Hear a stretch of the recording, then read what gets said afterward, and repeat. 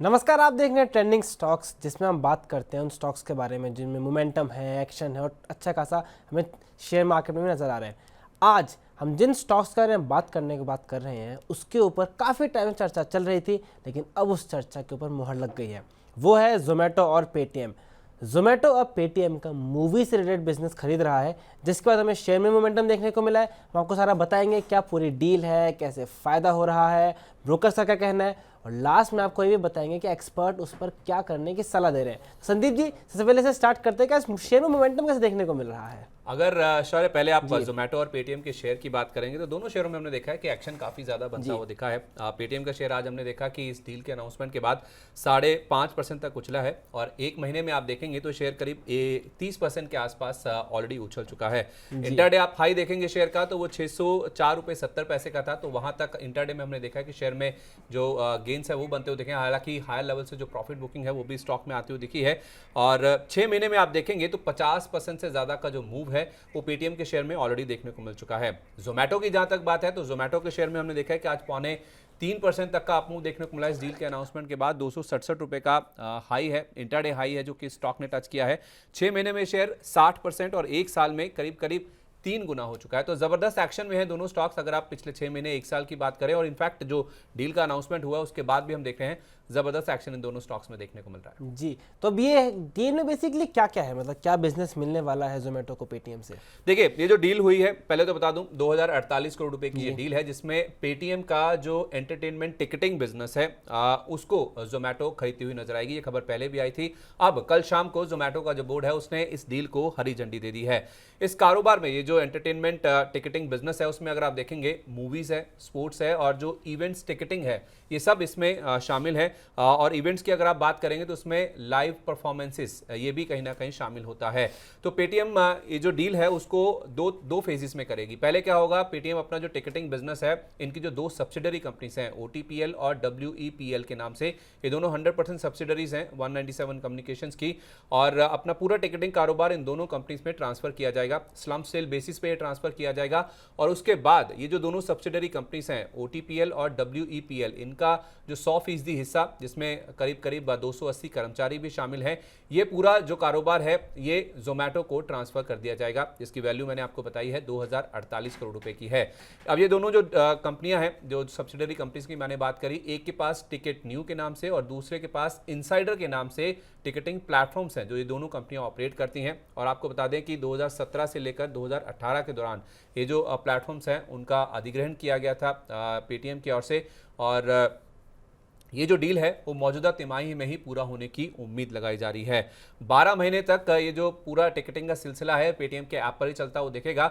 उसके बाद एक जोमेटो का नया ऐप आने वाला है जो कि जहां पे जितने भी ग्राहक हैं उनको फिर बाद में रीडायरेक्ट कर दिया जाएगा। तो कस्टमर्स को या ग्राहकों को कोई दिक्कत ना हो, कोई मुश्किल ना हो, कोई असुविधा ना हो, इसलिए 12 महीने तक पेटीएम के ऐप पर ही टिकटिंग बिजनेस जारी रहेगा। उसके बाद जो जोमेटो का नया एक ऐप आने वाला है वहां पे कस्टमर्स को रीडायरेक्ट कर दिया जाएगा। जैसे मैंने कहा 2017 से 18 के दौरान पेटीएम ने ये जो दोनों प्लेटफॉर्म्स हैं उनको 268 करोड़ रुपए की रकम में खरीदा था। नो डाउट उसके बाद इन बिजनेसेस को बढ़ाने के लिए कंपनी ने दोबारा इसमें निवेश भी किया है। और इन दोनों के अगर आप साइज की बात करें, FY24 यानी कि मार्च में जो वित्त वर्ष बीता है उसमें अगर आप देखेंगे तो ग्रॉस ऑर्डर वैल्यू अगर आप देखेंगे इन दोनों जो कंपनियां हैं या टिकटिंग बिजनेस है उसकी 2000 करोड़ रुपए की आपने ग्रॉस ऑर्डर वैल्यू देखी है। अगर आप रेवेन्यू वाइज देखेंगे तो FY24 में अगर आप देखेंगे तो करीब करीब 300 करोड़ रुपए का रेवेन्यू था और 29 करोड़ रुपए का एडजस्टेड अबिडा यानी कि कामकाजी मुनाफा जो है वो इस बिजनेस में पोस्ट किया था। तो आप कह सकते हैं कि ये बिजनेस जो है एडजस्टेड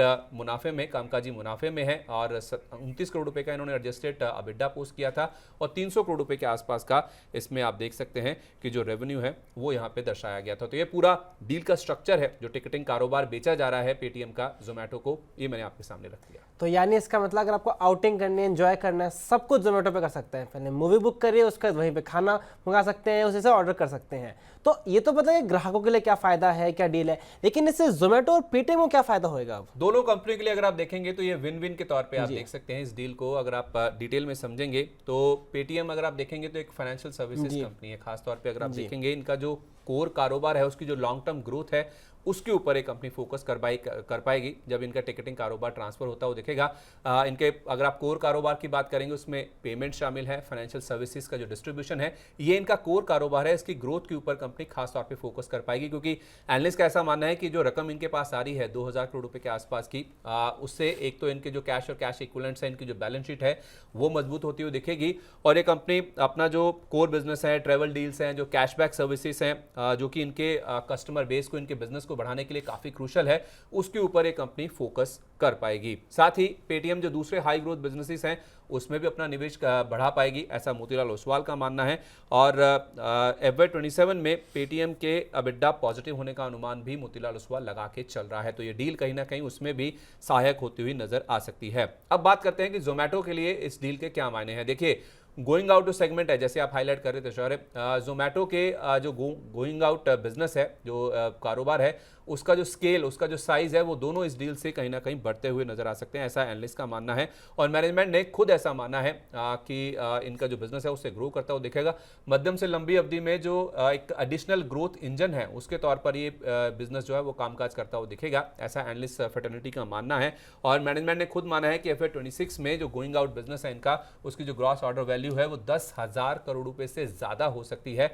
और मीडियम टू लॉन्ग टर्म में ये जो बिजनेस है, गोइंग आउट सेगमेंट जिसे वो कह रहे हैं, ये ब्रेक इवन भी करता हुआ नजर आ सकता है, यानी कि ये भी EBITDA पॉजिटिव होता हुआ नजर आ सकता है। वैसे भी अगर आप देखें, एनालिस्ट इस चीज को लेकर बुलिश भी हैं कि ये जोमेटो की अगर आप बात करेंगे तो इनका जो मैनेजमेंट है वो टर्न अराउंड के लिए काफी फेमस है। तो उस लिहाज से देखा जाए, अब ये जो नया बिजनेस इनमें ऐड होता हुआ दिखेगा, एक नया स्केल मिलेगा, नया साइज बनता हुआ दिखेगा, उसको ये बेहतर तरीके से ग्रो कर सकते हैं। ब्लिंकिट का एग्जांपल आपके सामने है। इसी तरह का कुछ रुझान अब इसके जो टिकटिंग कारोबार है उसमें भी देखने को मिल सकता है। जी, तो बेसिकली कंपनी के पास सबसे स्पेशलिटी, कैपेबिलिटी क्या है, वो उस पर मैटर करता है। जोमेटो के ऑलरेडी इस पर फोकस है, तो बिजनेस अलाइन हो रहा है, इसलिए फायदा होएगा। फिर पेटीएम की बात करें तो पेटीएम को थोड़ा डाइवर्सिफाइड था, इतना कोर से रिलेटेड नहीं था, तो उन्हें उसे छोड़ के मेन बिजनेस फोकस करने से ज़्यादा फायदा होगा। तो फायदा है, लेकिन ब्रोकर्स का क्या मानना है कि इसके ऊपर किस तरह से फिर आगे टारगेट प्राइस निकल के आएंगे?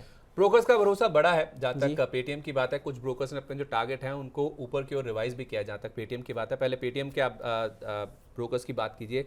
पेटीएम के अगर आप ब्रोकर्स देखेंगे तो उसमें आपको सबसे ज़्यादा टारगेट जो है वो मोतीलाल ओसवाल के नजर आएगा। हालांकि न्यूट्रल की रेटिंग है, यूबीएस ने भी 490 रुपये का टारगेट दिया है, न्यूट्रल रेटिंग है। CLSA और सिटी ने अपने जो टारगेट प्राइजेस हैं उनमें थोड़ा सा इंक्रीज किया है। CLSA ने अपना जो टारगेट प्राइस है उसे 440 रुपये से बढ़ाकर 480 रुपये कर दिया है। सिटी ने हालांकि सेल की रेटिंग दी है, लेकिन इनका जो टारगेट प्राइस है वो 410 रुपये से बढ़ाकर 440 रुपये किया गया है। तो CLSA का जो टारगेट है वो 480 से 530 रुपये हुआ है, और सिटी का जो टारगेट है वो 410 से बढ़ाकर 440 रुपये किया गया है। ये थोड़ा आप एडजस्ट कर सकते हैं। और MK ने जो रिड्यूस की रेटिंग है वो बरकरार रखी है, 375 रुपये का टारगेट दिया है। तो दो मेजर ब्रोकर्स जिसमें CLSA और सिटी की अगर आप बात करेंगे तो उनके जो टारगेट प्राइस है उसमें आप देख सकते हैं कि अपवर्ड डिवीजन जो है वो किए गए हैं। अब बात करते हैं जोमेटो की। जोमेटो के अगर आप ब्रोकर्स की बात करेंगे तो जेफरीज की रिपोर्ट सबसे हाईलाइटिंग है, क्योंकि इन्होंने अपने टारगेट प्राइस में रिवीजन किया है। पहले 230 का टारगेट था, उसे 275 किया गया था, और 275 वाला टारगेट आप बढ़ाकर देखिए 335 रुपये किया गया है। CLSA 350, UBS 320, Motilal Oswal 300, Nomura 280, Bernstein 275 और MK ग्लोबल 270 रुपये का टारगेट दे रहे हैं।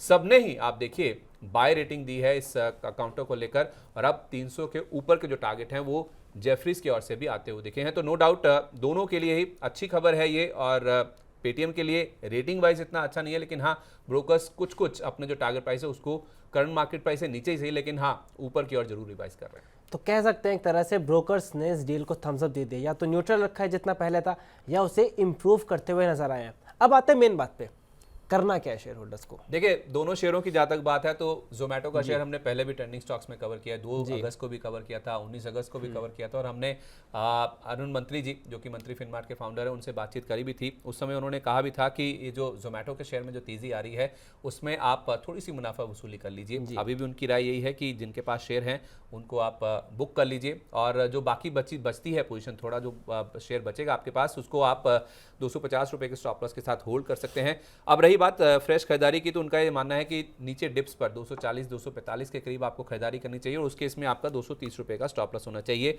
ये व्यू तो मेंटेन है जहां तक जोमेटो की बात है। लेकिन पेटीएम की जहां तक बात है तो पेटीएम को या तो अगर आपके पास पहले की पोजीशन है, अगर आपने नीचे में ले रखा है तो आप उसको होल्ड करें, या फिर इसमें मुनाफा वसूली भी आप करके चल सकते हैं। पेटीएम के लिए 545 रुपये का स्टॉप लॉस है और जो टारगेट प्राइस दिया गया है वो 600 रुपये, यानी कि पेटीएम का शेयर 600 रुपये तक की जर्नी तय कर सकता है, 600 रुपये तक जा सकता है। नो डाउट आज हायर लेवल्स पे खुलने के बाद थोड़ी सी प्रॉफिट बुकिंग स्टॉक में देखने को मिली है, लेकिन एक बात उन्होंने साफ साफ कही है अरुण मंत्री जी ने कि पेटीएम में नई खरीदारी करने की सलाह नहीं है। तो कुल मिला के आप ब्रोकर्स की रिपोर्ट में भी देख चुके हैं, जितने भी टारगेट प्राइस आए हैं जो करंट मार्केट प्राइस है उसके नीचे के ही आपको जो टारगेट प्राइस है वो यहाँ पे सुझाए गए हैं। और रेटिंग में भी कोई बहुत बड़े ऊपर की और रिवीजन नहीं देखने को मिले हैं। सेल या फिर न्यूट्रल की ही रेटिंग है, बाय रेटिंग तो किसी की भी नहीं है। और उसी तरह से अरुण मंत्री जी भी यही कह रहे हैं, फ्रेश खरीदारी पीटीएम के शेयर में आपको नहीं करके चलनी है। अगर आपके पास है 545 रुपये का स्टॉप लॉस लगा के इसको होल्ड कर लीजिए, 600 रुपये तक ये स्टॉक जा सकता है। जी, तो ये मतलब ये सारी बातें निकल के आई हैं। तो आज हमने आपको बताया कि डील के बाद जोमेटो पेटीएम में क्या देखने को मिला, किस तरह का रुझान है, क्या डील में है, ब्रोकर क्या कह रहे हैं, आपको क्या करना चाहिए, और इसी तरह के स्टॉक्स के लिए बने रहिए मनी 9 के साथ।